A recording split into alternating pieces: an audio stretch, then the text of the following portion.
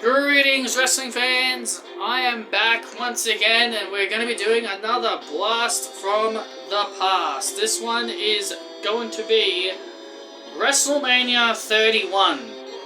Now, the reason why I'm doing WrestleMania 31 is because this was the... Well, I didn't mind this WrestleMania. There were definitely some things I didn't really like about it. There are a couple of things I can talk about. But honestly, I remember this one fondly mainly because it was AJ Lee's final WrestleMania. And we obviously know a lot about this one due to the heist of the century with Seth Rollins. This one, I just remember this one very fondly. So I just decided to do this one. You guys can let me know, you guys can send me your suggestions on what Blast from the Past that I can do in the future.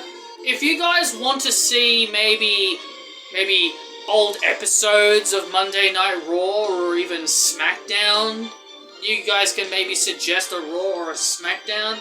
But the funny thing is about those, the reason why I haven't decided to do any of them, it would require me to get binge. It would require me to get binge and would require me to really do a lot of research and look up those episodes and re-watch them again. Now, yes, obviously I can get binge and that wouldn't be too difficult. But I don't know. If you guys really want to see me explore maybe a Raw and a SmackDown episode down the road, maybe I'll consider it. But for now, I'm only sticking to pay-per-views. And we're going to be doing a Blast from the Past from WrestleMania 31. You guys let me know what pay-per-view you would like to see me talk about next. Anyway, let's dive right in. We've got two pre-show matches. Our first pre-show match is a fatal four-way for the tag team titles. Tyson Kidd and Cesaro taking on Los Matadores, Diego and Fernando. They were Primo and Epico. The New Day on the pre-show. That's interesting. And the Usos on the pre-show. Huh. Well, I guess they were on the pre-show in that one SmackDown, that one at SummerSlam in 2016. But it's very rare to see the Usos and the New Day on the pre-show. Very, very rare. And the winners were Tyson Kidd and Cesaro. They were able to retain their tag team titles. Honestly, when it comes to Tyson Kidd, he was a decent wrestler. I didn't mind his in-ring abilities. He was a very good tag team wrestler. They did try a couple of times to break him out as a singles wrestler, but he just fitted better in the tag team role. And I did like his theme song, Rising from the Ground, Echoes of the Sound, that song. I think it was called Right Here, Right Now. I did like his song. I thought that was pretty good. But as for Fernando and Diego, they were Primo and Epico. I was never really a big fan of Primo and Epico. And also, the Usos had Naomi with them. I guess this was before Naomi was okay with hanging around the Usos, but it is what it is. But it went for about 2 minutes. It was about 9 minutes and 58 seconds before 10 minutes. Decent tag team match. I didn't mind it. I thought this was a decent little pre-show match. Then we had the Andre the Giant Memorial Battle Royal. I have to look up the participants. Oh yeah, they've got it down here. Oh yeah, they've got the participants in here. So the participants, even though it's in elimination order, but here were the participants that competed in the match, if you guys really care enough. All the participants were Curtis Axel, Adam Rolls, Fandango, Alex Riley, Zack Ryder, Mojo Rawley, Hideo Itami, Diego Fernando, Sin Cara, Tyson Kidd, Mark Henry, Conan Victor, Darren Young, Heath Slater, Titus O'Neil, Jack Swagger, Big E, Xavier Woods, Kofi Kingston. Jeez, the New Day were in this thing. Eric Rowan, not that other Eric. Goldust, Kane, Jimmy Uso, Cesaro, Ryback, The Miz, and Damien Sandow when he was known as Damien Mizdow. Wow, they really just didn't have enough people on the roster, and they were just shoving the same people who were just in that tag team battle royal, and they just chucked a few of them in there. And the winner ended up being the Big Show. Big Show was also in there. They just didn't have him on the list because he was the winner, because it was going by elimination order. The Big Show ended up winning. You know, people always compared the Big Show to Andre the Giant, so having the Big Show win a match based around the Memorial Battle Royal, I guess, made sense in a way. You know, I never liked the Andre the Giant Memorial Battle Royal. Like, it's not because it's a bad concept. It's because it's useless. It does nothing for someone's career. If the Battle Royal gave you a future championship match, or the idea that I use for the Memorial Battle Royals in my universe mode is the winner can get a future title shot whenever they so please. Because that's kind of the rule I've made with my Battle Royals in my universe mode, is that the winner gets a future title shot whenever they so please. Like a Money in the Bank. But, you know, WWE don't use logic. They just think, oh, a nice big ass trophy is a good reward. Never liked the idea of just giving trophies to people. I guess the Andre the Giant Battle Royal really only helped Jey Uso, because look at where he is right now. But anyway, that's enough of the pre-show. Just typical Battle Royal. You don't really need to know if it was good or bad. But I guess I was surprised to see Alex Riley on here. This was the last time he actually ever competed in WWE. So, sayonara A-Rai, I guess. So now let's get on to the actual show. The opening match was a ladder match. It was Daniel Bryan, Bad News Barrett, Dean Ambrose, Dolph Ziggler, Luke Harper, R-Truth, and Stardust, aka Cody Rhodes. I always loved Wade Barrett when he did the Bad News character. And in typical WWE, because something was getting over that they didn't want to get over, they decided to ruin it. I wasn't the biggest fan of Wade Barrett at first, but I really grew to like him over the years, especially his Bad News Barrett gimmick. It was always so funny and entertaining. But people don't like heels being funny and entertaining. People would rather heels be heels that actually get booed. We're in a different age of wrestling now. Sometimes heels can be entertaining and funny to get the crowd to like them. Anyway, this match was really, really good. I actually liked this. Sure, it doesn't beat that. Sure, it doesn't top. Sure, some may say, oh, well, the one at WrestleMania 32 was better. Sure, that's your opinion, because it had Kevin Owens and Sami Zayn and all them in there. But overall, I liked this one.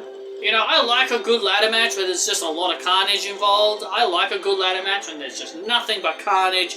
It just makes the matches more fun when ladder matches were actually decent. But overall, I liked this one. It was really cool. And Luke Harper, God rest his soul, rest in peace, gave Dean Ambrose a sickening powerbomb through a wedging ladder, I believe. If I remember correctly, he powerbombed him through a wedged ladder against the apron and the barricade. Because that's something WWE tends to do a lot in the ladder matches. They just wedge a ladder between either the announce table and the apron, or the apron and near the crowd, and then a crazy big spot happens. They tend to do that quite a fair bit. Anyways, very good match, and Daniel Bryan emerged victorious. He won the Intercontinental Championship for the first and only time in his career. Nice little match. I was happy Daniel Bryan won. I was happy Daniel Bryan won. It was a very fun, entertaining match. Next we got Randy Orton taking on Seth Rollins. Now this match is very fondness to my heart, mainly because everybody remembers the sick RKO Randy Orton did to Seth Rollins on this very day. Because you got to remember, WrestleMania 31 was taking place during the day, and then it slowly transitioned into the night. I always liked outdoor arenas. I always thought outdoor arenas made things way more fun, if you ask me. But yeah, Randy and Seth had a really good match here. And then the sick RKO happens where Randy Orton catches Seth Rollins into an RKO as he attempts a curb stomp. And that was the victory. Randy Orton was out of action due to injury during this time period. This is when he just recently came back as a face after being booted out of the Authority. So, nice little match there. I really enjoyed it, and the RKO was obviously very, very sick.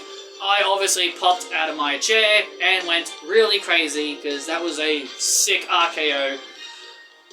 A lot of people still think that's out of my favorite RKOs, out of all my favorite RKOs that Randy Orton has done, Seth versus Randy will always be up there as one of the best. The one that Randy did on Evan Bourne will always be very iconic. And the one he did last year to Chad Gable in that triple threat Raw Tag Team title match. That absolute banger of a tag team match where RK Bro vs Alpha Academy and Kevin Owens and Seth Rollins when Alpha Academy was still Raw Tag Team Champions. Those are my top 3 favorite RKOs from out of nowhere. I don't think any RKOs have ever topped those ever since. Triple H took on Sting. Ooh, jeez, here we go. Now, I never really grew up with Sting, and I know a lot of people are going to hate me for it. A lot of people are going to be pulling their guns out or getting their pitchforks ready, being all, oh, how dare you! How dare you not grow up with Sting! I didn't watch wrestling in the 90s. I was born in the 90s. I was born in 1995, and I didn't watch wrestling until 2004. Give me a break. Of course I didn't grow up with Sting. WCW was dead by the time I got into it. Well, you could always watch it on the network and binge, buddy. I was always the WWE guy. Sure. My brother had me watch the Invasion angle. You know, me and him watched the Invasion angle back in the day, and he used to always tell me how, you know, oh, it would have been better if Ric Flair and NWO and Sting and all them were a part of it. You know, so again, I just never grew up with WCW. I never grew up watching Sting. But yes, he's a household name, and I do know who he is. He's very legendary. So it was cool to see him finally appear in WWE. But Sting knew that WWE were always going to bury him. In his mind, he knew WWE were always going to bury him. And that's kind of what happened. Like, he didn't really win a match in his WWE run. He had like about 3 or 4 matches. I think he had about 3 or 4 matches, and he didn't win a single one, I don't think. But anyway, he took on Triple H here. This was, I don't really know how to really say about this one. This was no disqualification. It was okay. It was passable.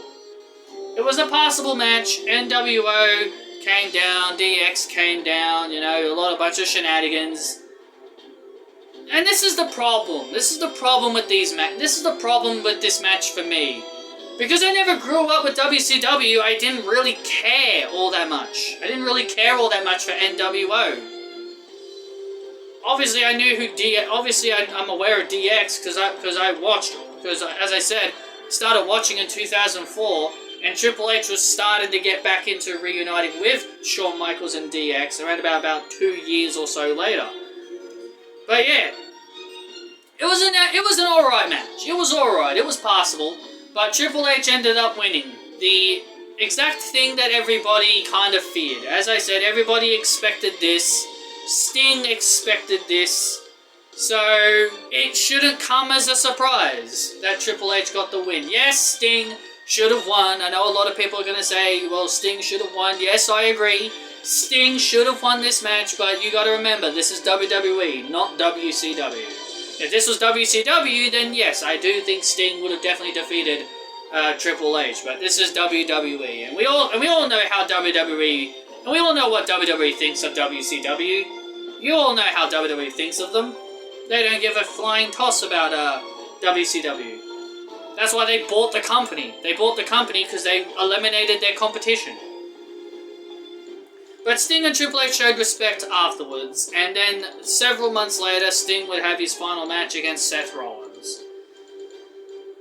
So after that match, we had AJ Lee and Paige take on the Bella Twins in a tag team match.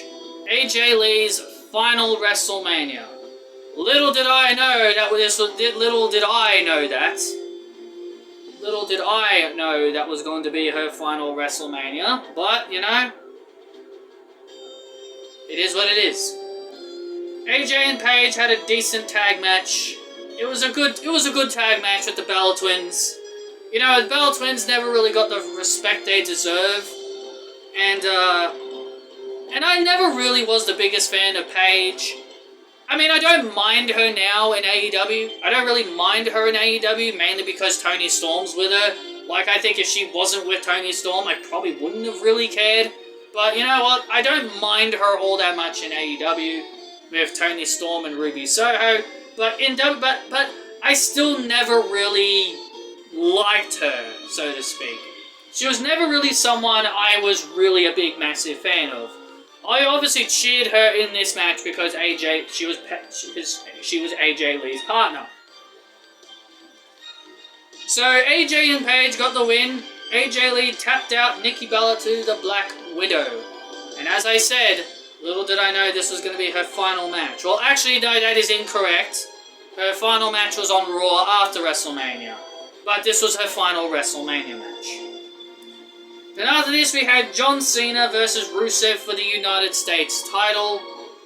This was during the time period where Rusev was still undefeated and he was booked like a beast. And the problem was, when you put him up against John Cena, you kinda knew where they were going.